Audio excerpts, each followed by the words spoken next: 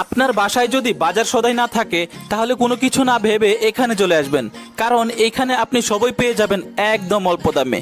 আপনি যদি জিজ্ঞেস করেন দাম কত, ওরা সুন্দর করে জিনিসের দাম বলতে থাকবে।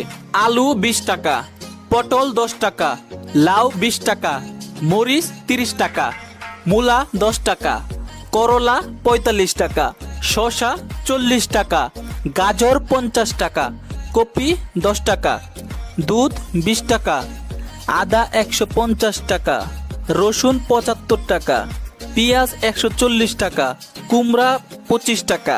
আপনি যদি বেগুন আর লবণ কিনতে ভুলে যান, ওরাই আপনাকে জিজ্ঞেস করবে, ভাই বেগুন লাগবে, লবণ লাগবো? আপনি যখন জিজ্ঞেস করবেন দাম কত, ওরা তখন বলবে বেগুন 71 টাকা, লবণ খুব কম, লবণ 50 টাকা। আপনি যদি পান কিনতে চান, পানও পেয়ে যাবেন এখানে, পান মাত্র 5 টাকা।